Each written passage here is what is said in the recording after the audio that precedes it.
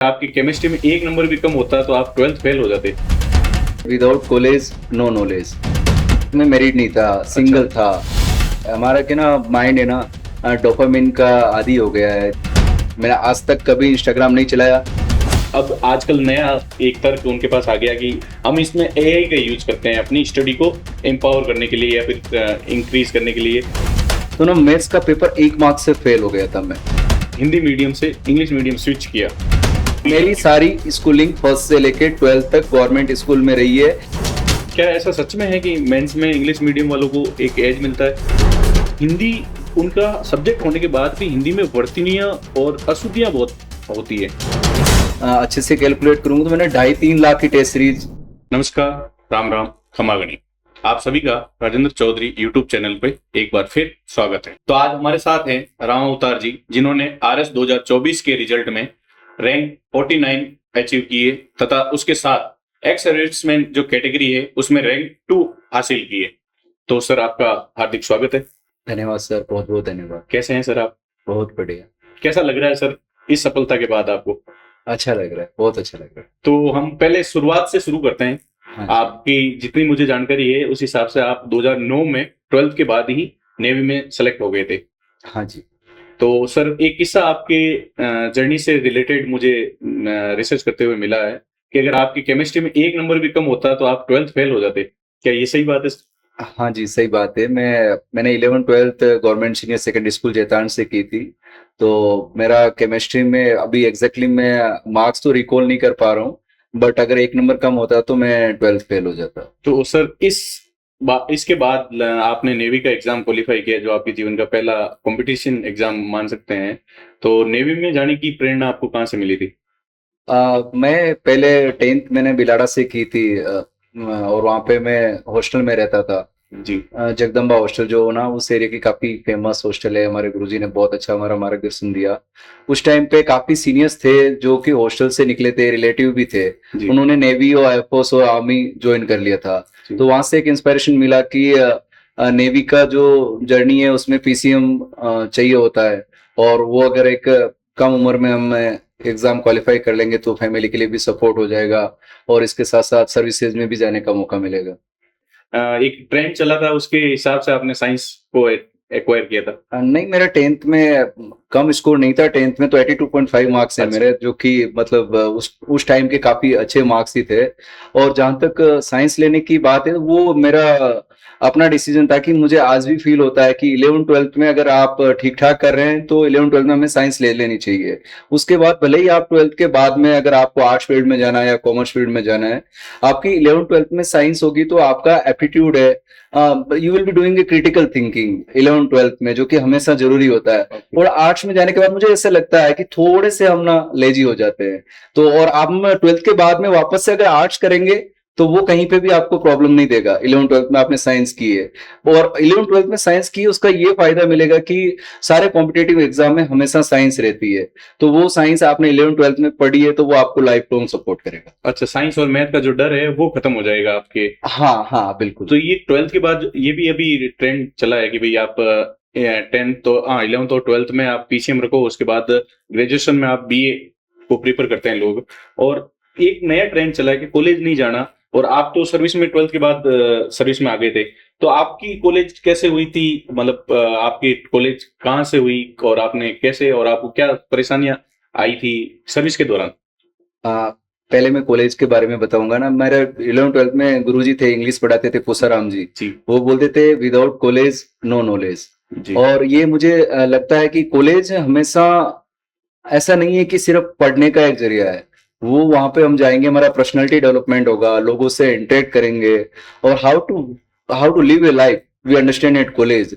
और अनफॉर्चुनेटली मैं regular college नहीं कर पाया, क्योंकि मैं 12th के जस्ट बाद में नेवी में चला गया था। और जहां तक ग्रेजुएशन की बात है, मैंने फिर उसके बाद में नेवी में अपनी बेसिक ट्रेनिंग खत्म करने के बाद में जो अपना इग्नू है, Indira Gandhi national open university, वहां से मैंने अपना बीए किया था इंग्लिश लिटरेचर में। अच्छा, वहां से आपने अपने बीए को कंप्लीट किया था।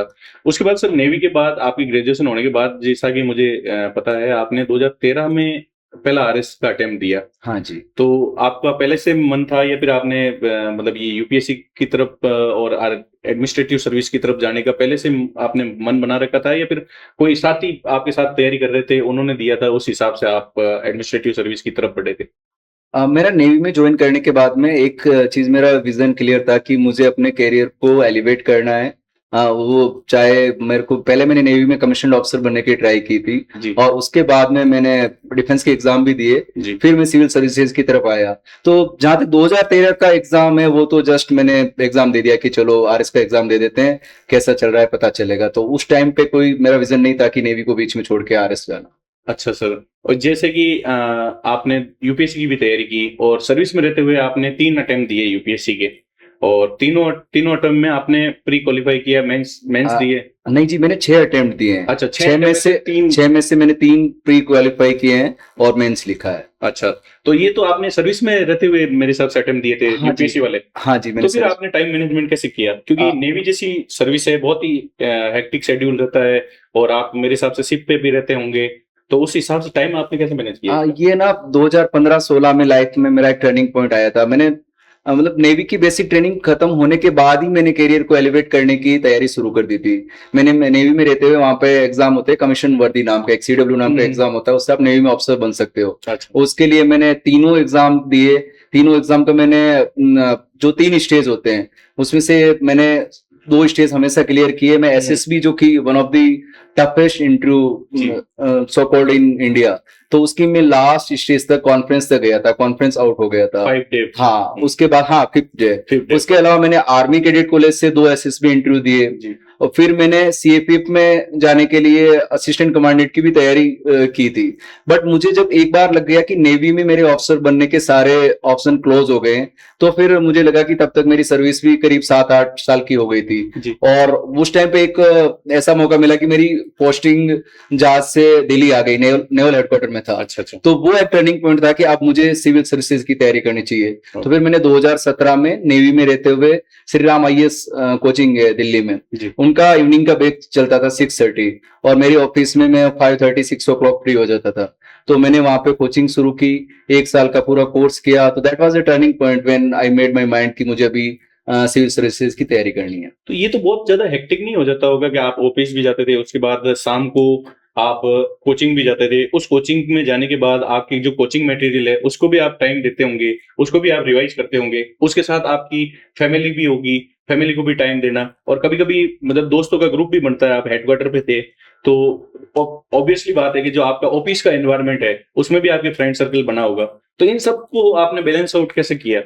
मतलब पहली बात तो ये है कि उस टाइम पे तक मैं मैरिड नहीं था, सिंगल था। जी तो फैमिली की मेरी बहुत ज्यादा रेस्पॉन्सिबिलिटी नहीं थी। और एज फार एज ऑफिस का काम, उस टाइम पे बहुत डिमांडिंग था। मैं नेवल हेडक्वार्टर में था, और fortunately I was one of the outstanding seller at my office. मैं अपना काम बहुत अच्छे से करता था, 9 to 5:30 6 ओ क्लॉक। उसके बाद में 2-2.5 घंटे कोचिंग करता था, घर आता था, थक जाता था, फिर भी मैं खाना खा के ट्राई करता था कि एटलीस्ट 11 ओ क्लॉक तक मैं पढ़ूं। उसके बाद सो जाते थे, 5:30 बजे सुबह वापस उठ जाते। ऑफिस करीबन 8:30 जाना होता था, तो 3-4 घंटे मैनेज हो जाते थे। सैटरडे संडे को छुट्टी होती थी, तो ठीक है, चीजें स्मूथली चल रही थी। और ऐसा नहीं है, दोस्त भी थे, दोस्त मिलते थे, दोस्तों के ग्रुप भी थे, पार्टी भी करते थे, मजे भी करते थे। Life was going smooth. इतना मैंने कभी वो अपने आप पे प्रेशर नहीं लिया कि मुझे इसी अटेम्प्ट में कुछ करना है, अच्छा। या अभी का अभी मेरे लिए कुछ चाहिए, क्योंकि ऑलरेडी मैं एक जॉब में सेटल था। तो मैंने बिना टेंशन लिए हुए अच्छे से कर रहा था, कोई ज्यादा दिक्कत नहीं हुआ। यही एक बात है सर, जैसे कि आप सर्विस में थे, आज के जो युवा हैं वो पूरी तरह फ्री रहते हैं, सुबह से शाम उनके पास एक ही काम करने के लिए है कि उनको पढ़ाई करनी है, उसके बाद भी उनके जीवन में बहुत सारे डिस्ट्रैक्शन है, वो उस टाइम को भी यूटिलाइज नहीं कर पाते हैं। जैसे कि वो सुबह से शाम लाइब्रेरी भी बैठते हैं, कुछ ऐसे कैंडिडेट भी हैं जो सुबह से शाम लाइब्रेरी बैठते हैं, लेकिन उनका फिर भी उनका आउटपुट जो है वो अच्छा आउटपुट नहीं मान सकते अपन, जीरो के करीब आउटपुट रहता है उनका। तो ये आपने भी तैयारी की है, और वो भी सर्विस में रहते हुए, जब आपके पास एक नौकरी थी, तो फिर आपको ये मोटिवेशन, आज के युवाओं की सबसे बड़ी कमी ये है कि उनको डेली मोटिवेशन चाहिए, तो आपने इसको कैसे मेंटेन रखा? ये ना क्या, अभी रील कल्चर चल रहा हाँ है हमारा, कि ना माइंड है ना डोपामिन का आदी हो गया है, जो कि हमें हमेशा हर 10 मिनट में डोपामिन चाहिए होता है। जी कुछ रील में देखने को मिल जाता है, कुछ व्हाट्सएप पे देखने को मिल जाता है, तो वो हम डोपामिन ले लेते हैं। और जो पढ़ाई ऐसी है ना जहाँ पे डिलेड ग्रेटिफिकेशन होता है, लाइक मैंने 2015-16 से पढ़ाई शुरू की थी और उसका आज डोपामिन फाइनली रिलीज हुआ है 18 तारीख को, तब रिजल्ट आया, मुझे अच्छी रैंक मिल गई और अब मैं बहुत खुश हूँ। तो कितना बड़ा डिलेड ग्रेटिफिकेशन है कि ऑलमोस्ट मैंने 2010-12 में ऑफिसर बनने की ट्राई की, फिर मैंने सिविल सर्विसेज की तैयारी की, इतने सारे फेलियर्स आए और finally after journey of almost 10 years या 15 इयर्स आई कुड सक्सीड। तो ये कितना बड़ा डिलेड ग्रेटिफिकेशन है। और जबकि हमारी आदत ये है कि हमें इंस्टेंट ग्रेटिफिकेशन चाहिए, मुझे अभी का अभी मेरे दिमाग में डोपामिन रिलीज हो जाना चाहिए और उसके लिए रील्स है। तो मैं इस चीज को ना एड्रेस करने के लिए, आपका क्वेश्चन ये था कि एस्पायरेंट जिससे एब्स्ट्रैक्ट हो रहे हैं, वैसे एब्स्ट्रैक्ट होने का वजह ये है कि ना उसे कैसे हम ठीक कर सकते हैं। आई थिंक दो आंसर है, दो मेथड है उसके। पहला चीज तो social media taking a lot of troll. आपको बिलीव नहीं होगा, मैंने सर्विस में रहते हुए मैंने Instagram, how to handle Instagram I don't know, मैंने आज तक कभी इंस्टाग्राम नहीं चलाया, मैंने इंस्टाग्राम में कोई रील नहीं देखी। फेसबुक में मेरा अकाउंट था 2012-13 में, 2015 में मैंने उसको डिलीट कर दिया। एंड मेरे को इस चीज के लिए तो बहुत सारी कंप्लेंट झेलनी पड़ती थी कि मैं व्हाट्सएप यूज नहीं करता हूँ। अच्छा, मैंने रिजल्ट आने के 4 दिन बाद में व्हाट्सएप यूज करना शुरू किया है। इसके अलावा ना मतलब फोन पढ़ाई का और अपने स्टूडेंट लाइफ का सबसे बड़ा दुश्मन है। अगर एक सीरियस एस्पायरेंट को पढ़ना है तो फोन से कुछ दूरी बनानी पड़ेगी। मैं ऐसे नहीं कहता हूँ कि फोन यूज मत करो या मेरी तरह आप इंस्टाग्राम यूज मत करो, बट डू इट जुडिशियसली। आप 1 घंटा यूज कर लो, आधा घंटा यूज कर लो, बट आप कैसे करोगे, you have to be aware from it. और नॉट ओनली पढ़ाई, ये तो अभी इस जमाने का सबसे बड़ा डिस्ट्रेस बन गया है। नॉर्मल लाइफ में ट्रोल मतलब पैदा कर रहा है। जैसे अभी मैं 4 दिन से व्हाट्सएप यूज कर रहा हूँ तो मैं देख रहा हूँ ना कि मतलब मैंने कुछ स्टेटस लगाया, उसको भी वापस मैं कितनी बार देखता हूँ, हर 15 मिनट से कुछ काम नहीं होता मोबाइल में, स्टेटस किसने देखा और मेरा स्टेटस किसने लगाया, क्या लाइक किया। तो मतलब overall it is not a healthy. मैं सोशल मीडिया का बहुत ही जुडिशियसली यूज करना है, not only student but normal कोई भी हो सकता है। एक आम नागरिक को सोशल मीडिया को कैसे हैंडल करेगा, मोबाइल को कैसे हैंडल करेगा, वो उसके लाइफ के हर एक क्षेत्र का आउटपुट डिसाइड करेगा, फर्स्ट थिंग। और सेकंड, एस्पायरेंट क्यों डिस्ट्रैक्ट होते हैं कि उनका ना अकाउंटेबिलिटी मैकेनिज्म नहीं है। अच्छा, सुबह से लाइब्रेरी गए, शाम को वापस आ गए, 10 दिन तक पढ़ा, क्या पढ़ा क्या नहीं पढ़ा, लाइफ ऑर्गेनाइज नहीं है। मुझे ऐसे लगता है ना कि everyone should have a accountability mechanism कि हमने एक वीक में क्या पढ़ाई की, उसका क्या आउटपुट रहा, हमारे सिलेबस का कितना सा पार्ट खत्म हो गया है, इतना तो पढ़ लिया, उसका रिवीजन का क्या शेड्यूल होगा। अगर हम ये चीजों पे वर्क कर लिया तो आई थिंक हम आउटपुट तो क्रिएट कर पाएंगे। हो सकता है कि सक्सेस आपको पहले अटेम्प्ट में ना मिलेगी, but you will be satisfied कि यस मैं कुछ कर रहा हूं, मैं कुछ ग्रो कर रहा हूं। अदरवाइज आप लाइब्रेरी जाते रहेंगे, आते रहेंगे, 10 दिन पढ़ा, उसके बाद में 3 महीने तक फिर से वापस देखेंगे, भूल जाएंगे और अगेन ये लूप चलता रहेगा। नहीं, स्टूडेंट इसके खिलाफ भी एक तर्क उनके पास मौजूद है कि वो ये कहते हैं कि भाई जो हमारा मोबाइल है हम इसको दूसरी चीजों के लिए यूज नहीं करते हैं, ये हमारे पढ़ाई में यूज आता है। और इसमें जो अब आजकल नया एक तर्क उनके पास आ गया कि हम इसमें एआई का यूज करते हैं अपनी स्टडी को एम्पावर करने के लिए या फिर इंक्रीज करने के लिए, क्रिएटिविटी लाने के लिए। तो ये तो मुझे यूं लगता है कि जो स्टूडेंट है वो ये नए नए बहाने खोजता है ताकि उसके ऊपर एक अकाउंटेबिलिटी नहीं आए कि वो उसने सोशल मीडिया का या फिर मोबाइल का दुरुपयोग कर रहा है। वो ये बात आपकी ठीक है और इस बात का कोई नो भी नहीं बोल सकता कि मोबाइल का कितना बड़ा कंट्रीब्यूशन है पढ़ाई के लिए। मैंने इंटरनेट यूज किया है, सारे लोग करते हैं, अनअवॉइडेबल है। बट मेरे पास इंटरनेट होता था, सिर्फ उसमें यूट्यूब ही होता था, मैं यूट्यूब देख रहा हूँ, या फिर मैं अगर कोई एप्लीकेशन है जिसमें मुझे पढ़ाई करनी है तो वो मैं एप्लीकेशन ही लॉगिन कर रहा हूँ। मैंने इंश्योर किया कि जब मैं जो इंटरनेट पे कर रहा हूँ वो उस पर्पज के लिए कर रहा हूँ। इंटरनेट की नीड को कोई भी डिनाइड नहीं कर सकता है, बट हम उस इंटरनेट को कैसे यूज करें। मैं तो ये भी बोल रहा हूँ ना कि आपको लोगों से जुड़ा हुआ भी रहना है। ये जो आरएस की जर्नी है या यूपीएससी की जर्नी है, ये लंबी जर्नी होती है, 4-5 साल लग जाते हैं। तो सब लोग मेरी तरह नहीं होंगे कि वो सोशल मीडिया से करना उठ रहे हैं, डिस्कनेक्ट कर दिया। आप कनेक्ट रहो, बट आप कब कनेक्ट रह रहे हो और आप how you are using your mobile, that is important. It is not कि you are not using phone, but how you are using it, that we have to decide.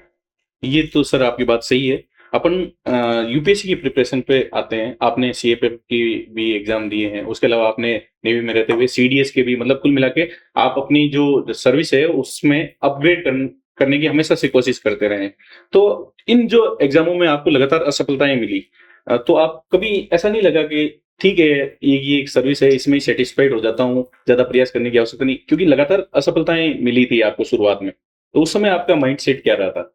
जब फेलियर मिलती है तो हर आदमी टूटता है, और मैं भी एक नॉर्मल आदमी हूँ, बहुत टूटा था। मुझे याद है कि ना, मेरा सीडब्ल्यू का 2012 year, I am not able to collect, 2010 11 12 कुछ ईयर रहा होगा। तो ना मैथ्स का पेपर 1 मार्क से फेल हो गया था मैं, रिटन पेपर। और उस दिन मैं बहुत रोया था, मुझे बहुत दुख हुआ था।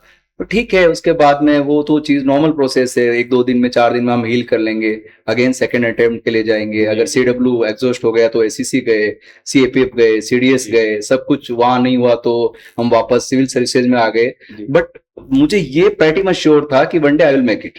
हो सकता है उसके लिए डिले हो रहा है क्योंकि मैं सर्विस में हूँ, उतना टाइम नहीं मिल पा रहा है, या फिर मेरी कुछ कमजोरियां रह गई है, but I was pretty much sure कि one day I will do well, and I did. Self believe आपको था हाँ, कि भी मैं कर लूंगा ये। यस। तो आपने जब यूपीएससी सिविल सर्विस की तरफ आने के सोचा, और आपने यूपीएससी की जो अटेम्प्ट आप कह रहे हो 6 अटेम्प्ट आपने दिए, जिसमें से आप 3 बार मेंस दिए आपने, उस समय आपने ये सर्विस में रहते हुए आपने अटेम्प्ट दिए, क्योंकि 2024 में आप मेरे हिसाब से रिटायर हुए हैं। तो उस समय आपने कैसे स्ट्रेटजी अपनाई? जैसे प्री होता है वो अलग वे में करना होता है, उसके अलावा मेंस होता है, और आपको क्या लगता है कि आपकी यूपीएससी में क्या कमी रहेगी जिस कारण आपका यूपीएससी क्रैक नहीं हो पाया? और अब मैं ना यूपीएससी की जर्नी को 2 फेज में बता पाऊंगा, क्योंकि तीसरा इंटरव्यू में तो मैं कभी गया ही नहीं, तो मुझे प्री एक्सपीरियंस और नहीं। मेंस का प्री और मेंस के बारे में बताऊंगा। प्री वैसे मेरा 3 बार हुआ नहीं, बट हमेशा मैं 1 या 2 मार्क्स से ही पीछे रहा हूँ। तो अच्छा। ऑलमोस्ट वी कैन कंसीडर कि मैंने सारे 6 प्री बहुत अच्छे से दिए, जी। उसमें से 3 क्लियर हो गया और 3 1-2 मार्क्स से मैं रह गया। तो मतलब आप जब लंबे टाइम के लिए तैयारी करते हैं ना, 2-3 साल के लिए, जी। तो आप एक रीजनेबली गुड लेवल तक आप पहुंच चुके होते हैं। लाइक कट ऑफ 90 जा रहा है तो always you will be around 80 तक तो आप पहुंच ही चुके होते हो। जी। प्री की बात कर रहा हूँ। जी। फिर वो 10-15 मार्क्स का आपको एफर्ट डालना होता है, वो आप एग्जाम से पहले मतलब महीने 2 महीने ढंग से करोगे तो प्री का हो जाएगा। जी। अब जहां तक मेंस की बात आती है, प्री का क्या, मैं इस लूप में फंसा हुआ था कि एक तो बहुत बार मेरा आरएस और यूपीएससी पैरेलल चलता था। हाँ, तो मैं ना दो नावों पे सवार करता था और हमेशा बीच में गिर जाता था। जी। और दूसरा एक ये लोग था कि मेरी मेंस की तैयारी यूपीएससी की कभी भी अच्छे से नहीं हो पाई।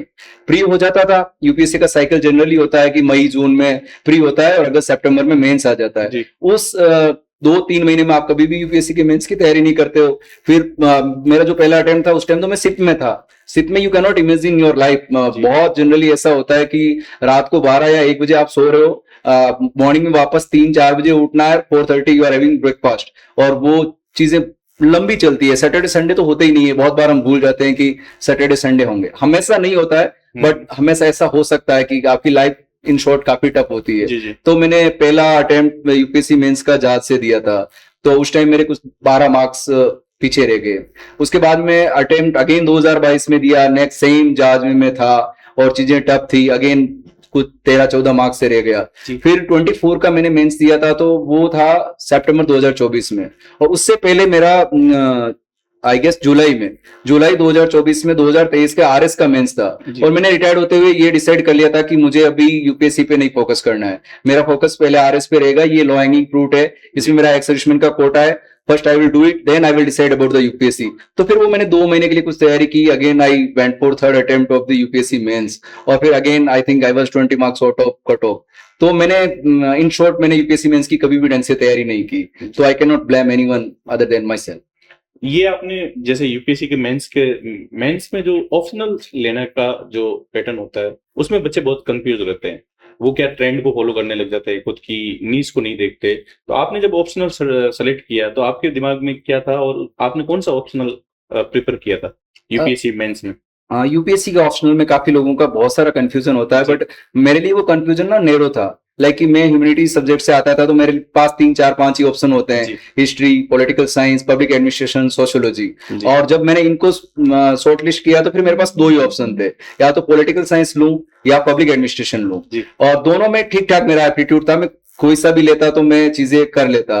तो उस टाइम पे मुझे ऐसा लगा कि अगर हमें एडमिनिस्ट्रेशन में ही जाना है तो पब्लिक एडमिनिस्ट्रेशन लेंगे तो ये बेटर रहेगा, कम से कम वो सब्जेक्ट जो मेरे करियर में भी काम आएगा। जी ये देखते हुए मैंने पॉलिटिकल साइंस और पब्लिक एडमिनिस्ट्रेशन में से पब्लिक एडमिनिस्ट्रेशन चूज कर लिया। और ठीक है, मैं ठीक ठाक कर रहा हूँ, उसमें मार्क्स एवरेज आ रहे हैं, क्योंकि कभी भी ढंग से करके तो दिया ही नहीं था। जी तो ऐसा कुछ है नहीं, वो अपना एप्टीट्यूड से डिसाइड करना है कि आपका इंटरेस्ट किस में है। ऐसा नहीं कि पॉलिटिकल साइंस में भाई ट्रेंड चल रहा है, अच्छे मार्क्स आ रहे हैं, जी वो जरूरी नहीं है सबके मार्क्स अच्छे आ रहे हैं। जी जो अच्छा कर रहे हैं उनके अच्छे आ रहे हैं, बट जो अच्छा नहीं कर रहे हैं उनके मार्क्स ऑप्शनल में 200 में भी आ रहे हैं, 210 भी आ रहे हैं, 220 भी आ रहे हैं। हाँ ये 300 या 310 वाले वो होते हैं जो एक्सेप्शनली अच्छा कर रहे हैं। तो ट्रेंड, मुझे नहीं लगता कि ट्रेंड जैसा कुछ होता है। हमें अपने एप्टीट्यूड पे काम करना है कि कौन से सब्जेक्ट में बेटर कर सकता हूँ, वही ऑप्शनल लेना चाहिए। क्योंकि नया जो विद्यार्थी होता है ना, वो यूट्यूब पे बहुत सारे वीडियोस देखता है, ऑप्शनल लेने से पहले खुद की थिंकिंग को साइड में रख के किसी और के द्वारा बताई गई थिंकिंग को प्रिपेयर करके वो अपना सब्जेक्ट ले लेता है, जिससे उसके अटेम्प्ट भी खराब होते हैं। इसी वजह से मैंने ये आपको सवाल पूछा था। हाँ जी। तो उसके बाद अपन यूपीएससी की जर्नी के बाद आरएस की जर्नी, आप आरएस की जर्नी के बारे में बात करते हैं और थोड़ा सा विस्तार में बात करने की कोशिश करेंगे, ताकि इसके बारे में अच्छे से अपन डिस्कस कर पाए। आपका आरएस का जो सीरियस होने के बाद पहला अटेम्प्ट 2021 का था। हाँ, 2018 का अटेम्प्ट में मुझे याद है, मैं मंथ तो रिकॉल नहीं कर पा रहा हूँ। मेरा यूपीएससी का प्रीलिम्स था जून में, जी वो उसके साथ 1 या 1.5 महीने बाद में आरएस मेंस एग्जाम था। प्री मेरा पहले ही हो चुका था आरएस का। उसके लिए मैंने कभी कोई अच्छे अलग से तैयारी नहीं की। ठीक है, 10-15 दिन मैंने कुछ राजस्थान स्पेसिफिक कंटेंट देख लिया होगा, उससे हो गया था मेरा 2018 का प्री।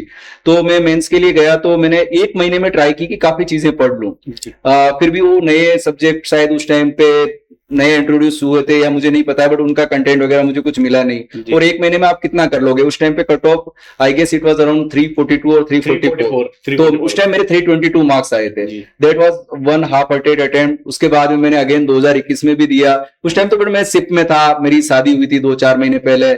तो ऐसे ही उदयपुर या प्रतापगढ़ कहीं सेंटर आया था, तो चला कि घूम के आएंगे वहां पे और एग्जाम भी दे देंगे।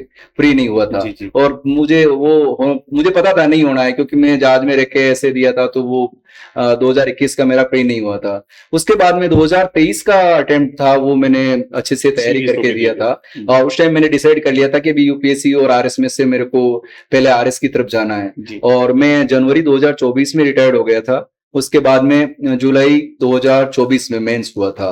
तो उसकी मैंने ठीक ठाक तैयारी करके और घर पे रह के, उस टाइम पे मैं गोवा में ही था, गोवा में रहते हुए मैंने ये एग्जाम दिया था। यहाँ पे एग्जाम देके आया, और फिर मैं यहाँ राजस्थान शिफ्ट हुआ था।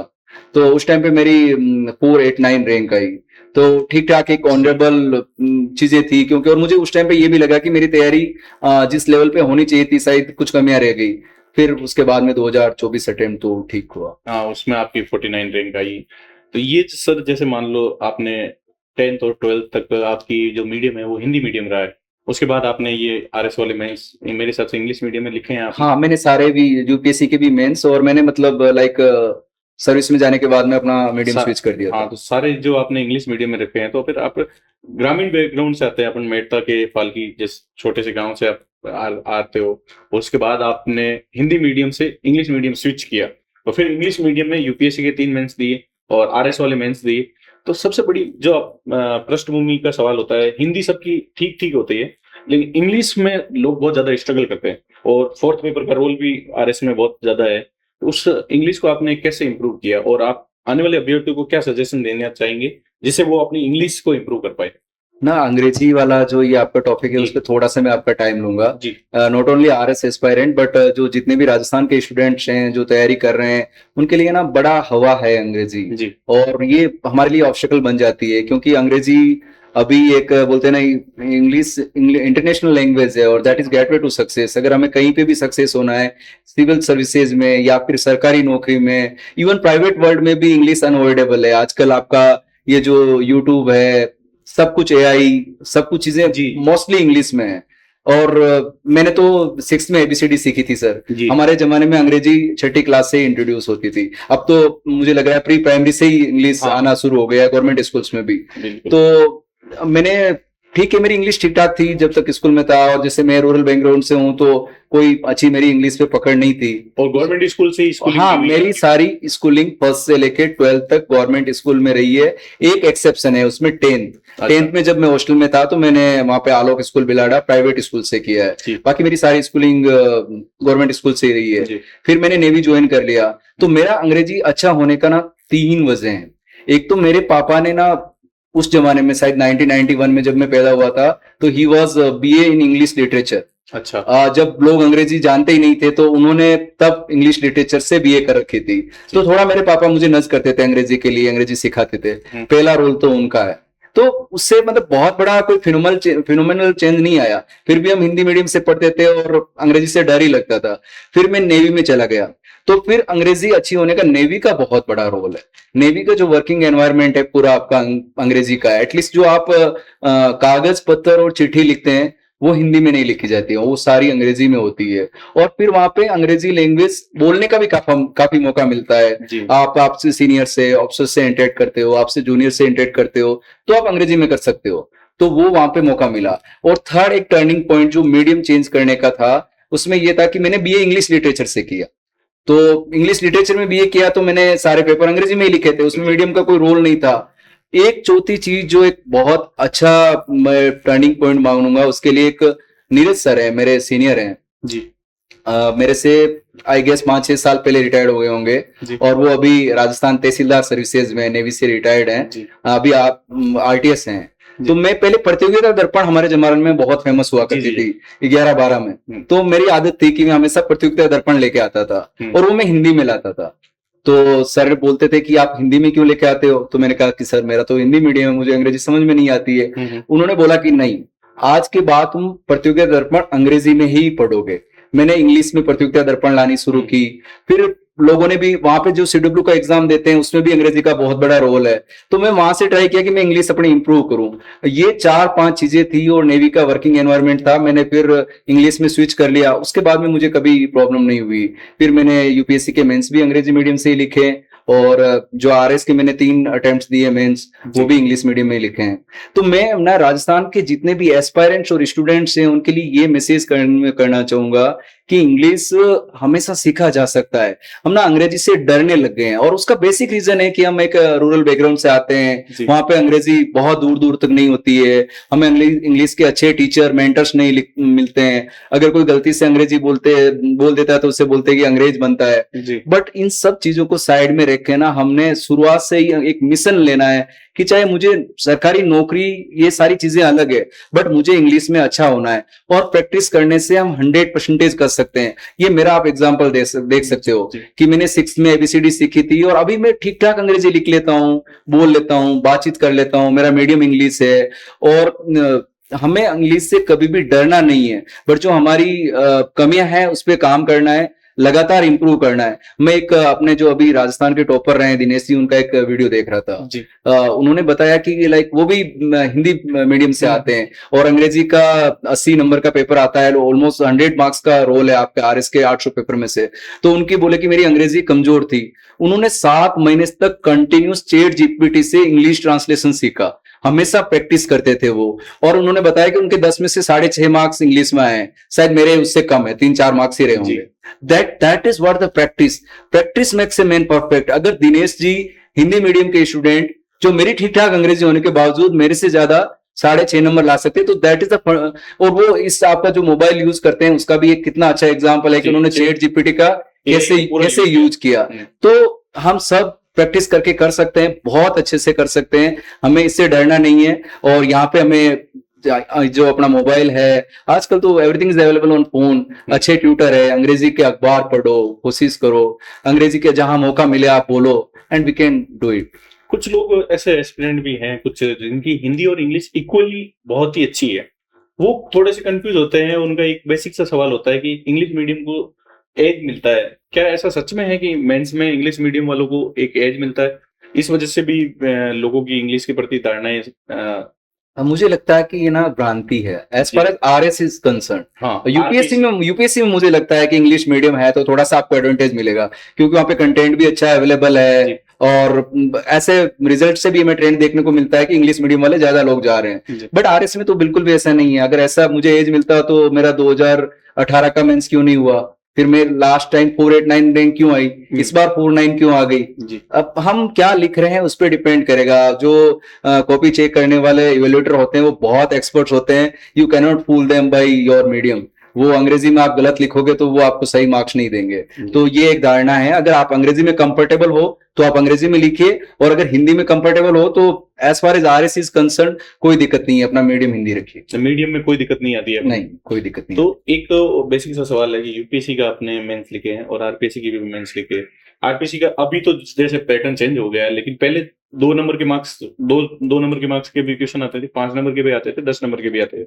उनकी जो वर्ड लिमिट है वो कम होती है यूपीएससी की कंपेरेटिवली, और यहाँ आपको कंटेंट बहुत ज्यादा होता है। तो आपने उसको कैसे मैनेज किया, और इतने बड़े कंटेंट में से समराइज करके और आंसर राइटिंग कैसे किया आपने? थोड़ा सा आप एलोबरेट कर पाए तो। हाँ, इस चीज का ना, जैसे मैंने 2018 और 2023 में शायद मैं वही चीज अच्छे से नहीं कर पाया। अच्छा। मैं चीजों को सही से नहीं लिख पाया। मैंने जब 2018 की कॉपी ढंग से देखी थी तो मैंने एक आंसर ना बहुत अच्छे से लिखा, बट उसको पूरा पैराग्राफ में लिख दिया। मतलब your evaluator will get bored की बोलना क्या चाहता है। और मैंने 2024 में इस चीज पे काम किया कि ना मुझे अपना जो कंटेंट है उसको बहुत स्मार्टली प्रेजेंट करना है इवेल्युएटर को। और इस चीज में आरएस की जर्नी में एक चीज है जिसका रोल फंडामेंटल है, वो आंसर राइटिंग। आप बाकी सारी चीजें छोड़ सकते हो, अगर आप कोचिंग करोगे या नहीं वो चलेगा। आप कहां से कोचिंग करोगे बहुत ज्यादा मैटर नहीं करता है, बट आपको आंसर राइटिंग को आप बिल्कुल स्किप नहीं कर सकते हो। आप किसी भी टेस्ट सीरीज से, कोई भी इंस्टीट्यूट हो सकता है, उसकी आप टेस्ट सीरीज लिखिए, बी ऑनेस्ट विथ योरसेल्फ और सारे टेस्ट दीजिए। मैंने 2024 के अटेम्प्ट में 24 में से करीब 20-21 टेस्ट लिखे। मैंने लास्ट के 3 टेस्ट मैंने मिस किए थे, वो मैंने जानबूझ के मेरा डिसीजन लिया था। बाकी ऐसा बहुत बार होगा कि आप टेस्ट देने जा रहे हो, आपकी टेस्ट की तैयारी ठीक नहीं है, वो हर बार ही होगा। बट आपको मैंने इंश्योर किया था कि मैंने अपनी वाइफ को, मेरे भाई साहब है बलदेव, उनको मैंने अकाउंटेबिलिटी पार्टनर बनाया कि मैं हर टेस्ट लिखूंगा, और उसकी टेस्ट होगा उस दिन मैंने बोलूंगा टेस्ट हो गया, और जब रिजल्ट आएगा उनको कॉपी भेजूंगा। और मैंने 21 टेस्ट तक उस टाइम ये डिसाइड किया कि कितने भी मार्क्स आए, मेरी तैयारी हो या ना हो, टेस्ट लिखना है। मैंने 21 टेस्ट लिखा, और उसमें हर टेस्ट में ना थोड़ा थोड़ा माइक्रो इंप्रूवमेंट होता है, वो हमें पता नहीं चलता है, बट शायद उसी की वजह से मैं वो कंटेंट को बहुत अच्छे से प्रेजेंट कर पाया, और मेरी रैंक 489 से 49 पे एलिवेट हो गई। जबकि मेरी 2024 की तैयारी है वो सीरियसली मैंने मेंस की, मेरे 2024 की जो सीरियस तैयारी थी वो 3 महीने की थी, जबकि 2023 की तैयारी थी वो 6 महीने की थी। बट शायद मेरी रैंक 489 से 49 इसलिए हुई कि मैंने आंसर राइटिंग पे बहुत ज्यादा फोकस किया था। तो आंसर राइटिंग आपके आरएस की तैयारी की जर्नी में अनअवॉइडेबल है। अगर आप उसको अवॉइड करोगे तो आपको रैंक मिल जाएगी, जैसे मेरे को 489 मिली, बट आपको अच्छी रैंक चाहिए तो you can not escape answer writing. तो टेस्ट सीरीज का बहुत बड़ा योगदान है, आपने टेस्ट स्किप नहीं किए थे। मैं बहुत से अभ्यर्थी को मैं जैसे देखता हूँ तो शुरुआत में तो बहुत एक्साइटेड होते हैं टेस्ट सीरीज को ज्वाइन करने में, और 1-2 टेस्ट लिखने के बाद उनको यूं लगता है कि ये वीक मेरा ये चला गया, क्योंकि लगभग ऑलमोस्ट जो टेस्ट सीरीज है वो वीकली डिजाइन है, जिसमें से 1-2 सब्जेक्ट रहते हैं। तो शुरुआत में तो उसको फॉलो करने की पूरी कोशिश करते हैं, उसके बाद उनका ये होता है कि मेरी इस टेस्ट में तैयारी नहीं हो पाई, मैं ये एक स्किप कर देता हूँ, और फिर वो ट्रेंड चलता रहता है कि 1 स्किप होता है, 2 स्किप होते हैं, 3 स्किप होते हैं। तो इस दौरान वो टेस्ट सीरीज को कंटिन्यू नहीं कर पाते हैं। तो आपने पूरे 21 टेस्ट लिखे, तो वो एक बार आप अभ्यर्थियों को बता पाएंगे तो उससे क्या है कि सही दिशा में तैयारी कर पाएंगे वो। मैं उससे थोड़ा पहले जाना चाहूंगा, 21 टेस्ट तो मैंने इस बार लिखे हैं। मैंने यूपीएससी और आरपीएससी को मिला के शायद मैं अगर अच्छे से कैलकुलेट करूंगा तो मैंने 2.5-3 लाख की टेस्ट सीरीज में पैसे, अच्छा, सिर्फ टेस्ट सीरीज के पूरे मिलो तो।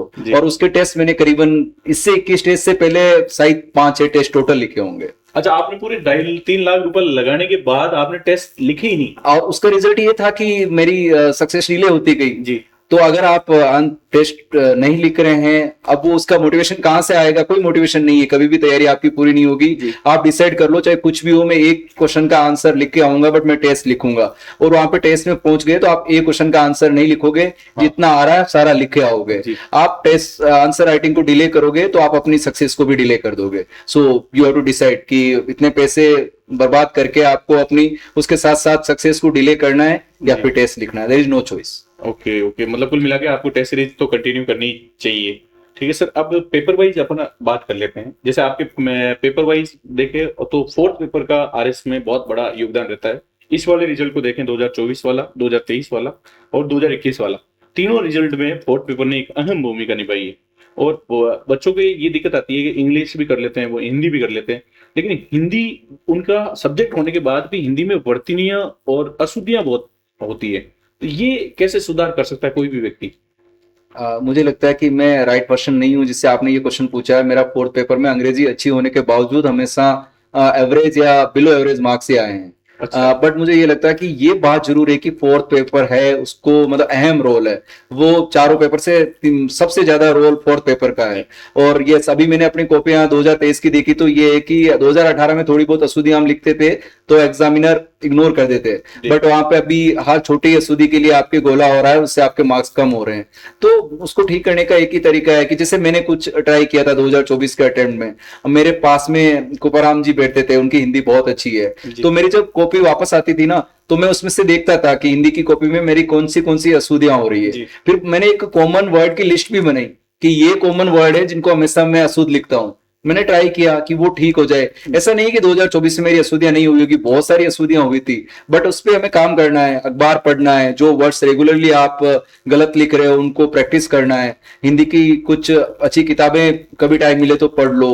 और जनरली हमें प्रैक्टिस करनी है कि कौन आप टेस्ट लिखो, कौन से वर्ड्स में आपकी अशुद्धियां हो रही है, कौन से वर्ड्स गलत कर रहे हो, उसको अच्छे से इवेल्युएट करो, उन वर्ड्स की लिस्ट बनाओ। तो ऑलमोस्ट हम वही वर्ड्स, अगर आपने 10-20 टेस्ट लिख दिए हिंदी के तो आप वही वर्ड्स आप हमेशा यूज करते हो। और अगर उन वर्ड्स को आपने ठीक कर दिया तो मुझे लग रहा है कि आपकी अशुद्धियां एक 70-80% तक आप कम कर सकते हो। प्रैक्टिस इज द आंसर, और वो मैंने नहीं की है। तो मैं ऐसे नहीं बोलूंगा कि मैं ज्ञान देता हूं। मेरी हिंदी में हमेशा कम नंबर आए हैं और मैंने उतनी अच्छी प्रैक्टिस नहीं की। अगर हिंदी में मेरे अच्छे मार्क्स होते तो मेरी रैंक और अच्छी सिंगल डिजिट रैंक हो सकती थी आपकी। तो आपने हिंदी में आपके फोर्थ पेपर में हम कम मार्क्स आए हैं, लेकिन इसका मतलब है कि आपके जीके और जीएस में बहुत अच्छे मार्क्स है तीनों पेपर के मिला के। और अभी जीके और जीएस का यूपी आरपीएससी की 2023 के बाद बच्चों को बहुत ज्यादा डर लगता है। इवन बच्चे 40%, जैसे एसआई वाले एग्जाम में 40% का जो क्राइटेरिया है उसको पार करने में भी उनको डर लग रहा है। और क्वेश्चन जो फॉर्मेटिंग चेंज हुई है आरपीएससी की, तो आपने भी मार्केट में चल रहे नोट्सों को ही पढ़ा था उसके अलावा, या फिर कुछ अलग किताबें भी प्रेफर की थी? क्योंकि आपकी जीके और जीएस में बहुत अच्छे नंबर है।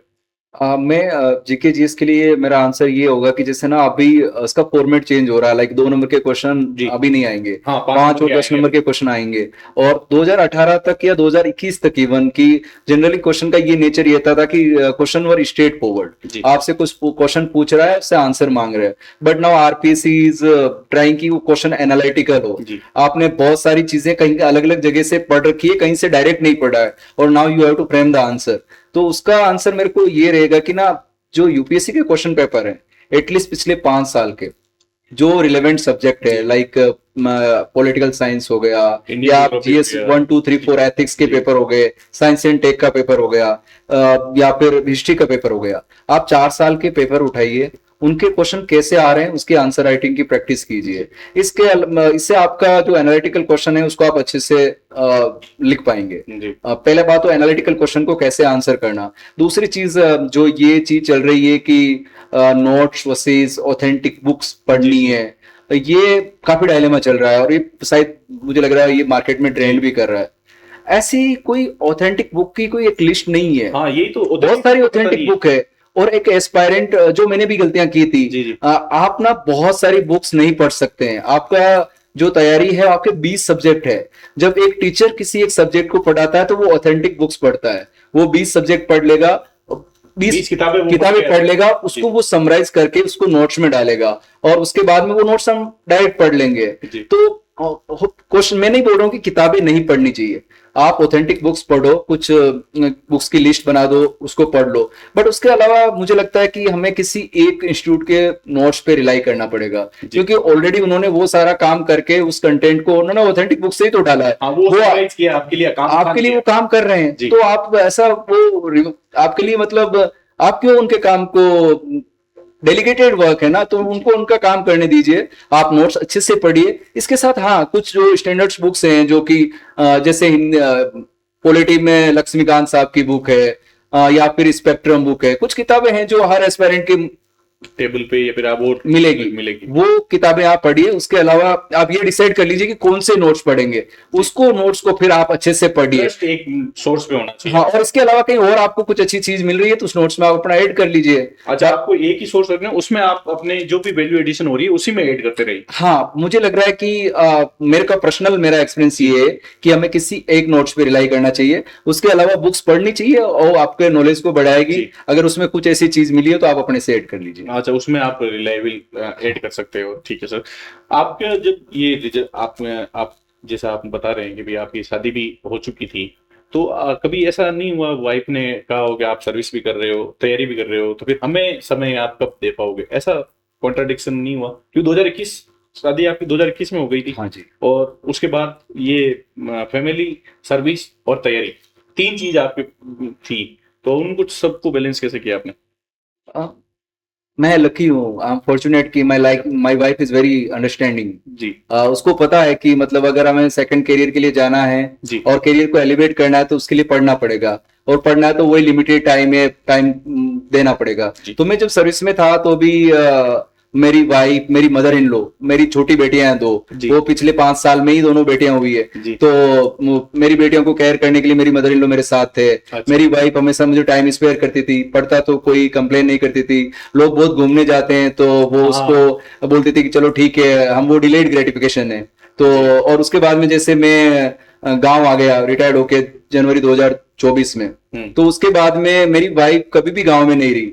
बट वो पिछले मैं जब यहाँ पे जयपुर रहा 1 साल तैयारी के लिए, लगभग 1.5 साल हो गया, तो वो गांव में रही, उसने कोई कंप्लेन नहीं किया।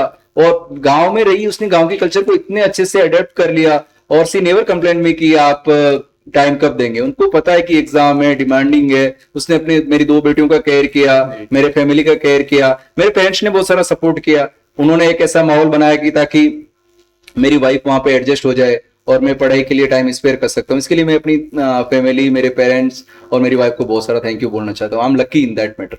हाँ सर, जैसा कि आपने बताया कि आप जनवरी 2024 में घर पे आ गए थे, और मैंने आपके एक माता जी का इंटरव्यू भी देखा था कि आप घर के कामों में भी सहयोग करते थे, उसके बाद आपकी तैयारी के दौरान भी। अ, अधिकतर लोग ऐसे होते हैं कि भी छोटी सी तैयारी भी करते हैं तो अपने आप को इतना बढ़ चढ़ कर बताते हैं कि किसी भी काम में रुचि नहीं लेते, फिर भी आपने घर के काम को भी तवज्जो दी। काम ऐसा नहीं है ना कि हम 24 घंटे तो कभी भी नहीं पढ़ते हैं। तो आपकी फैमिली वाइज और आपका सपोर्टिव सिस्टम और आपका जो मैनेजमेंट रहा वो बहुत अच्छा रहा। सर, कुछ सर्विस से रिलेटेड सवाल मेरे दिमाग में आ रहे हैं जो मैं आपसे पूछना चाहूंगा। जैसे आपने 15 साल नेवी की सर्विस की, अमूमन ये होता है लोगों की, एक सर्विस करने के बाद दूसरी सर्विस आपने प्रीफर की, वो भी एक तैयारी के फेज में से गुजर के एक अभ्यर्थी बनकर। तो जब एक सर्विस में अपन रहते हैं और तो फाइनेंशियली सिक्योरिटी आ जाती है, जैसे कि आपने 15 साल कंप्लीट किए तो आपके पेंशन भी इंश्योर हो गई। उसके बाद वापस तैयारी करना और एक सर्विस के बाद एक और सर्विस को जीना, तो ये एक अच्छी अप्रोच है क्या? क्योंकि पहले से आप 15 साल से समाज से दूर रह रहे हो, अपनी देश की सेवा में आपने 15 साल दूर गुजारे, और एक बार फिर आपने ऐसी सर्विस चुनी है जिसमें फ्रिक्वेंटली ट्रांसफर होते हैं। तो इस सर्विस को चुनने का क्या आपका रहा था माइंडसेट? मैं 2-3 पॉइंट में आपके क्वेश्चन का आंसर दूंगा। पहली बात तो कि मैं 32 ईयर की एज में रिटायर्ड होकर आ गया, तो that is not age of retirement, just I am switching my career. मैंने इंडियन नेवी में मेरा जो बेसिक एंगेजमेंट था वो मैंने पूरा किया, और नेवी को भी एक ना, फौज को हमेशा यंग होना होता है, तो वो फौज की पॉलिसी के हिसाब से कि मैं यूथ था तब तक मैंने देश की सेवा की। उसके बाद में मैंने सिविल में आया, तो अब मुझे सेकंड करियर तो चाहिए ना। 32 साल की उम्र में मैं खाली पेंशन से तो सर्वाइव नहीं कर सकता हूँ, और कर भी सकता हूँ तो भी मैं 32 साल की उम्र में खाली नहीं रहूंगा ना। तो सर्विसेज, सिविल सर्विसेज, मुझे तो उस दौरान मैंने माइंड बना लिया था कि मुझे सिविल सर्विसेज में जाना है, तो मैंने उसकी तैयारी की। और एज पर एज समाज से दूर रहने की बात है, ठीक है, मैं जब सर्विस में था तो मैं समाज से दूर था, अब मैं समाज से दूर नहीं हूं ना, अब तो मैं समाज के बीच में ही रहूंगा। अब मैं सोसाइटी को कंट्रीब्यूट करूंगा हमेशा, तो मैंने जो सोसाइटी से लिया है उसको वापस देने की बारी है। अब तो मेरा हर एक काम सोसाइटी को इम्पैक्ट करेगा, तो मैं समाज से दूर नहीं रहूंगा। और third, as far as family is concern, मैंने अंडमान निकोबार पोर्ट ब्लेयर में ड्यूटी की है, जिसे काला पानी बोलते हैं। अब तो चाहे बांसवाड़ा हो, श्री गंगानगर या अलवर या बाड़मेर, उससे तो डाइवर्सिटी से आप उससे तो बहुत नजदीक है, उससे तो बहुत नजदीक है। तो अभी तो मुझे लगेगा ही नहीं कभी कि मैं दूर जा रहा हूँ। हाँ, ये बात तो आपकी सही है।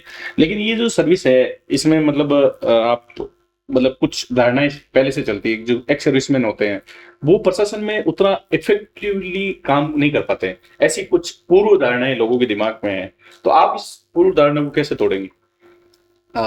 ये सब प्रेजुडिशेस हैं, ये मतलब फैक्ट पे बेस्ड नहीं है। हाँ। एक्स सर्विसमैन के पास 15 साल का लंबा एक्सपीरियंस होता है, 20 साल का एक्सपीरियंस होता है एयरफोर्स वाले, आर्मी वाले के पास, और उन्होंने ना लाइफ को बहुत अलग अलग एंगल से जिया होता है।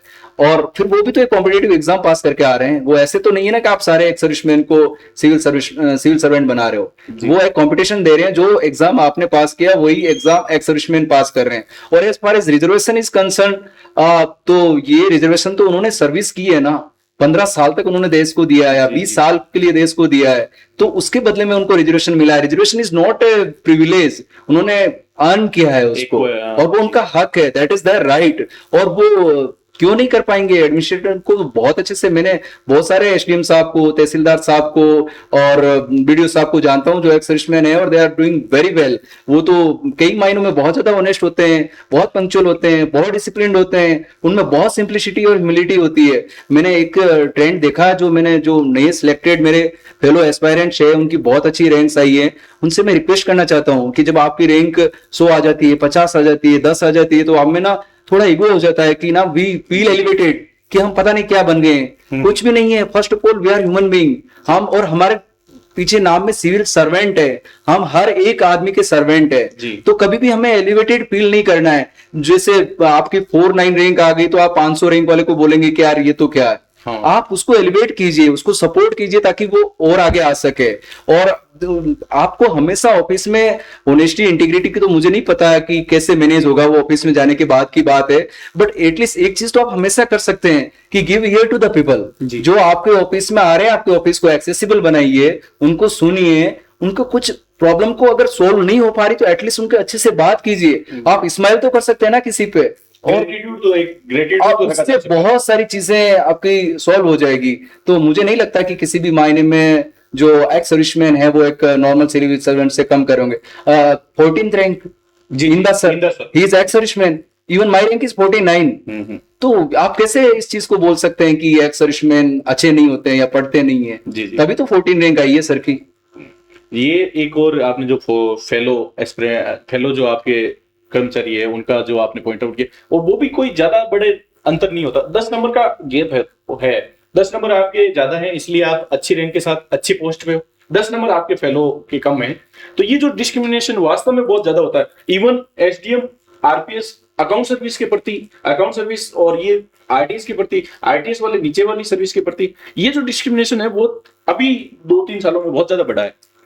एक चीज बताना चाहूंगा कि ना, बहुत सारे एस्पायरेंट थे होंगे जिसकी रैंक लास्ट टाइम 1400 थी, इस बार 14 हो गई। हाँ। इस बार 1700 थी, उनकी 17 हो गई या 7 हो गई जी। तो क्या वो बंदा चेंज हो गया क्या? नहीं। आप एक एग्जाम पास किए, वो एग्जाम जस्ट एक प्रोसेस है जी। वो प्रोसेस भी हमेशा फुल प्रूफ नहीं होता है। आपको एडमिनिस्ट्रेटर बनना है, उसके लिए कोई तो प्रोसेस चाहिए ना भैया। हमें प्रशासन में बंदों को लेना है, उसको ये एग्जाम उसका प्रोसेस है, और आप उस प्रोसेस से फिल्टर होके आ गए हैं। तो आप आरएस, आरपीएस, अकाउंट सर्विसेज की कंपेयर को तो छोड़िए, आप किसी भी ह्यूमन बीइंग से, किसी भी कर्मचारी को आप कम मायने में नहीं आंकना चाहिए। हम सबकी एप्टीट्यूड होती है, हम सबकी स्किल होती है। और क्या एक कांस्टेबल एक आरपी से कम काम करता है क्या? क्या उसको सोसाइटी को कोई कम कंट्रीब्यूशन है क्या? हमें सबसे पहले एज ए ह्यूमन बीइंग हमें हम्बल होना है, ह्यूमिलिटी होनी चाहिए हमें, कि हर एक आदमी का एक वर्थ है, उसकी डिग्निटी है। रैंक ऊपर नीचे आती रहती है, फेलियर होते रहते हैं। जो रैंक 1 लेके आए हैं या रैंक 2 लेके आए हैं, वो भी लाइफ में बहुत बार फेल हुए होंगे, और वो आज रैंक 1 और 2 पे आ गए। दैट डजंट मीन कि जिसकी रैंक 1100 है वो किसी भी मायने में उनसे कम है। ठीक है, एक एग्जाम में उनकी रैंक ऊपर या नीचे है, इससे हमें कभी भी डिस्क्रिमिनेट नहीं करना चाहिए।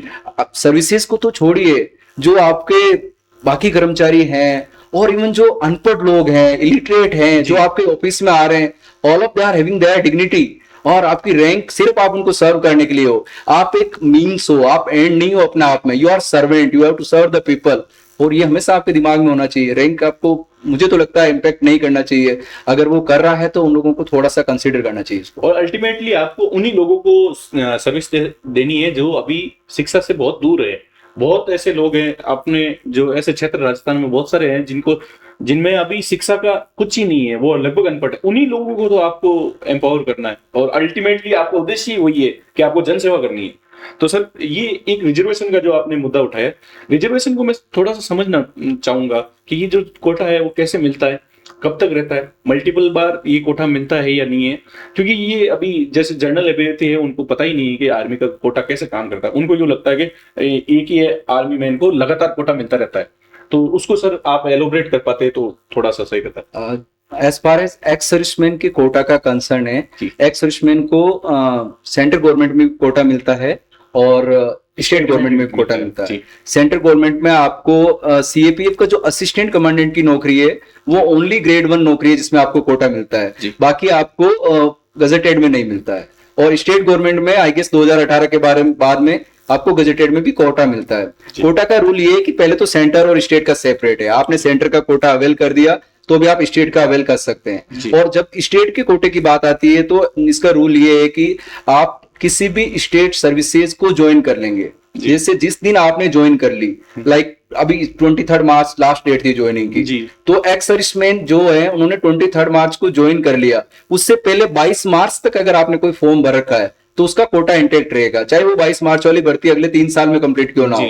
तो जहां जितने सारे फॉर्म भर रखे होते हैं उसमें कोटा रहता है। एक बार आपने ज्वाइन कर लिया उसके बाद में आपका कोटा खत्म हो गया। जैसे जिस बंदे ने 23 मार्च को ज्वाइन कर लिया उसके आरएस 2026 की वैकेंसी में उनको कोटा नहीं मिलेगा। अब वो कोटा एग्जाम दे सकते हैं but now he is general candidate. हाँ, तो ये समझने की कोशिश कर रहे थे कि इसके भी बहुत सारी भ्रांतियां थी। Thank you sir for clearing. एक और ट्रेंड है सर जो जिसके बारे में मैं आपसे चर्चा करना चाहूंगा, थोड़ा सा ऑफ द आ गया।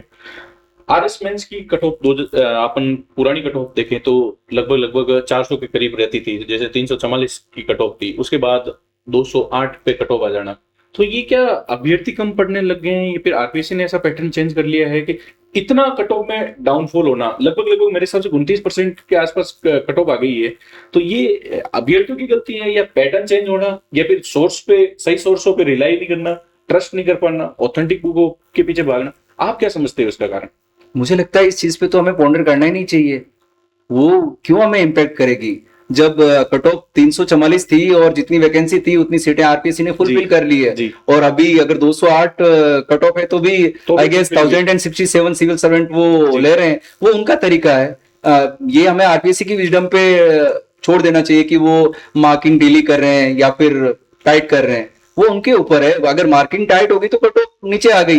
कैंडिडेट पहले भी उतना ही पढ़ रहे थे, अभी भी उतना ही पढ़ रहे हैं, तो इस चीज से ये कैंडिडेट को तो बिल्कुल भी इम्पैक्ट नहीं करता है। हाँ, बट कुछ वैकेंसीज ऐसी देखने को मिली थी, जैसे फर्स्ट ग्रेड का एग्जाम हुआ था आई गेस पॉलिटिकल साइंस का, उसमें उतने ही बंदे नहीं मिल रहे हैं जितने हमें लेने मिले थे सिर्फ। In that case I will request honourable commission की हमारा जो एग्जाम का मानक है वो ऐसे तो होना चाहिए कि जिससे हमें जितने बंदों को हमें लेना है वो बंदे तो मिल जाए, नहीं तो फिर वो सारा प्रोसेस ही उसका कोई मतलब ही नहीं रह जाएगा। बाकी as far as RSC is concern, cut off नीचे आ गई तो क्या हो गया? अभी वो तो जिसको 10 में से 6 मिल रहे थे उसको 10 में से 2 मिल रहे हैं, और वो सारे लोगों के लिए हो रहा है। वो ऐसा तो नहीं है ना कि कुछ लोगों को ज्यादा मिल रहा है कुछ लोगों को कम मिल रहा है, वो आरपीएससी का पैटर्न है। और मार्किंग टाइट हो गई, मार्किंग टाइट हो गई, उसमें पढ़ाई कम ज्यादा ऐसा कुछ भी नहीं है, और नहीं वो एस्पायरेंट को इम्पैक्ट करता है। लास्ट टाइम मेरे 270 मार्क्स आए थे तो मेरी 489 रैंक थी। इस बार मेरे 250 मार्क्स ही रिटर्न में और मेरी रैंक फिर भी 49 है। तो उससे ऐसा थोड़ी है कि मैंने लास्ट टाइम से अभी पढ़ाई कम कर दी थी, वो तो आरपीएससी का अपना काम है और वो लोग बहुत अच्छे से कर रहे हैं। कंसर्न क्रिएट होने का एक कारण, सबसे बड़ा कारण है इंटरव्यू। जैसे 208 की कट ऑफ है और आप 100 नंबर का इंटरव्यू रख रहे हो, और 100 नंबर के इंटरव्यू में किसी व्यक्ति के 60-70 नंबर आ रहे हैं, किसी के 30 नंबर आ रहे हैं, तो वो बहुत बड़ा इंपैक्ट डाल रहा है, क्योंकि 30 नंबर के गैप में पूरी वैकेंसी खत्म हो रही है। इसी में हुआ ना, वो एक टेस्ट था। वैसे इंटरव्यू आपकी पर्सनैलिटी का टेस्ट है, तो ऑब्वियसली किसी का 40 नंबर आएगा और कोई उससे बेटर करा तो उनके 60 या 67 आएंगे। अब किसी एक एस्पायरेंट के 67 मार्क्स है, मेरे से 55 है, तो उन्होंने बेटर किया ना, इसलिए उनका 67 आया। वो टेस्ट है, अगर सबको 65 ही दे दिए तो फिर वो टेस्ट कैसे रहा? हाँ, फिर इंटरव्यू का कोई मतलब नहीं रहा। ठीक है सर, समझ गया ये इंटरव्यू की पूरी जर्नी। इंटरव्यू में कुछ अजीब से सवाल भी पूछे गए थे कि आप जैसे बता रहे हैं कि अपन जैसे बात कर रहे हैं वैसा ही स्मूथली इंटरव्यू होता है, लेकिन मॉक इंटरव्यू की जो यूट्यूब पे वायरल रीलें देखते हैं उसमें बहुत सारे अजीब से सवाल होते हैं कि आपके शर्ट के बटन भी आपको याद होने चाहिए, आप जिस सीढ़ियों से आए वो सीढ़ियां भी आपको याद होनी चाहिए, अखबार की न्यूज आपको याद होनी चाहिए उस दिन की। तो कुछ ऐसे अजीब से सवाल आपसे भी पूछे गए थे या फिर नॉर्मल इंटरव्यू चलता है? न्यूज तो कंसर्न है, न्यूज के लिए वो आपको पूछेंगे कि आज आपने अखबार पढ़ा है, अगर मेरा इंटरव्यू मॉर्निंग में 7 o'clock हो रहा है तो मैं बोल दूंगा सर मैंने आज का अखबार नहीं पढ़ा। अच्छा तो फिर कल के अखबार की न्यूज जी बताइए। जी वो तो कंसर्न क्वेश्चन है, वो आपसे पूछेंगे, मेरे से भी पूछा। जी बट ये number off button, number of stairs, मुझे जी। लगता है कि पूछते भी नहीं है शायद, मेरे से तो नहीं पूछा। तो ये और मॉक इंटरव्यू का जो है और रियल इंटरव्यू में कितना फर्क होता है, मॉक और रियल में? मुझे ऐसे लगता है कि ना मॉक इंटरव्यू हमें बहुत सारे देने चाहिए। जी इससे हमारी प्रैक्टिस होती है, हम कैसे बोलते हैं, हमारा पिच ज्यादा है कम है, हम फास्ट बोल रहे हैं स्लो बोल रहे हैं। इसके अलावा मॉक इंटरव्यू भी जो जनरली पैनल लेते हैं वो बहुत स्कॉलर होते हैं, लर्नेड जी विद्वान शिक्षक होते हैं, तो वो अच्छे से लेते हैं और वो वही चीजें पूछते हैं जो कि आरएस वाले हमारे बोर्ड में ऑनरेबल मेंबर होते हैं, तो उससे हमारी तैयारी को एक एज मिलता है। और एज फार एज अंतर क्या होता है, मॉक इंटरव्यू एक, मुझे ऐसे लगता है कि उसमें थोड़े से क्वेश्चन ज्यादा टफ होते हैं, और रियल इंटरव्यू में मेरा एक्सपीरियंस ये है, मुझे मैं सबके बारे में नहीं बोल सकता हूँ कि वहां पे मुझे इजी क्वेश्चन मिले थे। बाकी ठीक है, mock interview is part of this journey, हमें देना चाहिए ताकि हमारी कमजोरी हमें पता चल जाए और हम रियल इंटरव्यू में अच्छा करें। आपको एक क्वेश्चन इंटरव्यू में पूछा था कि 5 साड़ियों के नाम बताओ, ये सही बात है? हाँ ठीक है, उनको ऐसे लगा कि भाई मैं नेवी की सर्विस की है, मैंने 15 साल तक भारत के अलग अलग कॉर्नर में रहा हूँ, तो मुझे एटलीस्ट 5 साड़ियों के नाम पता होना चाहिए। वो किसी को भी पता होता है, बनारस की साड़ी है, मैसूर की साड़ी है, वो मैं जयपुर की बंधनी बोल दूंगा।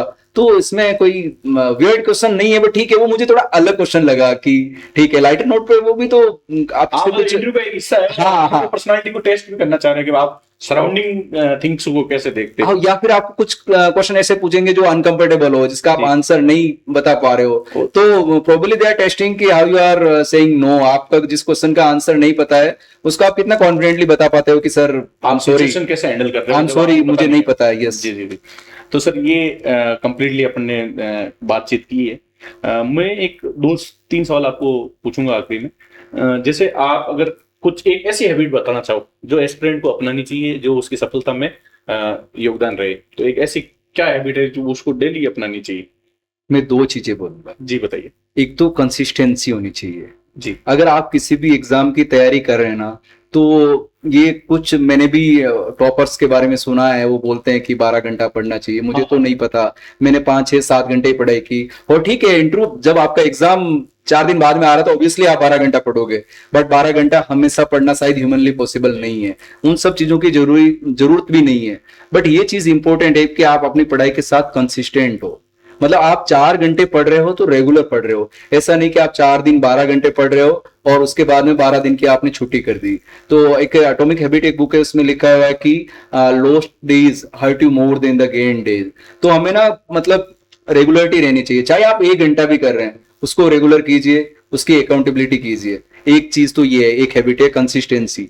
सेकंड चीज ये है कि अगर मैं, ये सबके लिए है, आरएस के एस्पायरेंट है या दूसरे स्टूडेंट है या फिर आप नॉर्मल अपना जीवन जी रहे हैं, अगर आप एक डायरी लिखना चालू कर देंगे ना, वो आपकी लाइफ में मुझे लग रहा है कि लाइफ चेंजिंग हो सकता है। डायरी लिखने का मतलब ये नहीं कि आप दिन को नरेट कर रहे हो, जी जस्ट आप लिखिए कि आज आपकी क्या प्रायोरिटी है, आज आपका दिन क्या रहा, आज आपकी क्या लर्निंग रही, आज आपकी क्या मिस्टेक्स रही, क्या आपने जो जिस चीज आपकी लाइफ में जो चल रहा है वो अचीव कर पा रहे हो नहीं कर पा रहे हो, कितना ऑफ द ट्रैक हो। That will be accountability mechanism, वो एक मिरर है। और ये डायरी राइटिंग की प्रैक्टिस मैं पिछले 7 8 10 साल से कर रहा हूँ। ऐसा नहीं है, मेरे से भी बहुत बार मिस हो जाते हैं, 20 20 दिन तक वो डायरी के पेज ब्लैंक मिल जाएंगे, बट मैंने ट्राई की है कि मैं डायरी राइटिंग को हमेशा कंटिन्यूस करूं। और उसने मेरी लाइफ की जर्नी में not only as an aspirant but as an individual मैंने बहुत अप्स एंड डाउन्स देखे हैं, उसमें बहुत मदद किया है। तो ये 2 चीजें अगर मेरे से कोई पूछता है तो वो अपनी लाइफ में अडॉप्ट कर सकते हैं और वो आपको इम्प्रूव करेगा। ये डायरी लिखने का जो आपने बताया ना, तो उसमें लोग ये समझते हैं कि मुझे सुबह में कितने बजे उठा, फिर मेरा दिन क्या रहा, वो पूरी मतलब सुबह से लगा के शाम तक नरेट करने लग जाते हैं। उनको यूं लगता है कि डायरी लेखन का मतलब ये है कि सुबह से लेके शाम तक जो मैंने काम किया है उसको मैं बस अपने पन्नों में उतार दूं। तो सर ये अपने मोटा मोटा सब चीजें डिस्कस की। लास्ट में 2 सवाल आपसे पूछना चाहूंगा। एक प्री होता है, एक प्री का एग्जाम और एक मेंस का एग्जाम है, चाहे वो यूपीएससी हो चाहे आरपीएससी हो। प्री की जो सोचने की या फिर जो अपन तैयारी करने की जो पर्सपेक्टिव होता है वो थोड़ा सा अलग होता है, मेंस का थोड़ा सा अलग होता है। तो लास्ट में सर समराइज कर दीजिए इसको, इस पैटर्न को, कि प्री की तैयारी करते समय आपको इन बातों का ध्यान रखना चाहिए, मेंस की तैयारी करते समय आपको इन बातों का ध्यान रखना चाहिए, और जब जैसे कि अभी का टाइम है जब वैकेंसी नहीं है तब आदमी को क्या माइंडसेट रखना चाहिए?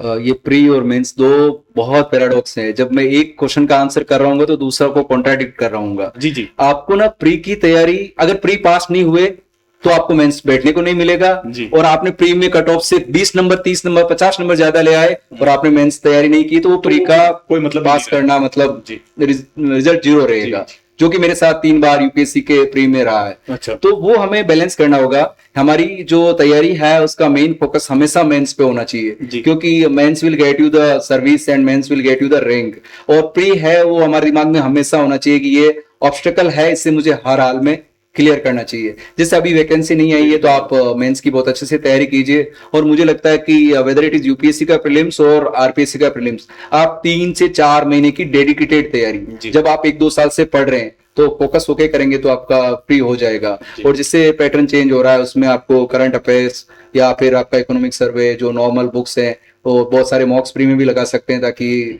हमारी बहुत सारी प्रैक्टिस हो जाएगी। वो एक एक्टिव पढ़ाई होती है जब हम मॉक लगाते हैं। जब हम गलत करते हैं तो वो गलतियों से सीखते हैं और नेक्स्ट टाइम नहीं करते हैं, और जनरली हम ऐसे ही पढ़ रहे होते हैं तो वो हमें पता नहीं चलता है। तो we have to balance it, there is no other way. But mains पे तो हमेशा ही फोकस होना चाहिए, क्योंकि उसी से आपको रैंक मिलेगी, और प्री अगर आप नहीं हुए तो मेंस दे नहीं पाओगे। बहुत कॉन्ट्राडिक्टरी है but we have to balance it out. और यही एक स्ट्रेटेजी है, और यही एक प्रशासक होता है जो सभी सिचुएशन को हैंडल करके एक अच्छा आउटपुट निकालता यस, है। शायद ये इसीलिए ऐसा पैटर्न किया होगा। हाँ, इसीलिए एक पर ये परीक्षा पैटर्न रखा है। मेरे हिसाब से मैं अपने एक हेल्थी डिस्कशन किया, और एक नई अभ्यर्थी और या फिर जो अभ्यर्थी तैयारी कर रहे हैं उनको इस पॉडकास्ट से बहुत सहयोग मिला होगा। आपका सर अंतिम कोई संदेश जो अभ्यर्थियों के लिए हो वो आप सर जरूर। थैंक यू सो मच, आपको बहुत सारा धन्यवाद कि आपने मुझे बुलाया, आपने ये प्लेटफॉर्म प्रोवाइड किया मुझे होस्ट करने के लिए। आपको और आपकी टीम को बहुत सारी धन्यवाद, और मैं विश करता हूँ कि यू ग्रो ईच डे। और एस्पायरेंट्स के लिए यही है, अच्छे से पढ़िए, अपने चीज़ों को लेके सीरियस रहिए, जो काम हम कर रहे हैं उसके लिए अकाउंटेबल और होने चाहिए। बाकी सक्सेस फेलियर्स ये part and parcel of life है। जब हम कंसिस्टेंट हैं तो one day we will achieve it. Thank you so much for watching this podcast. I hope this will help you a lot.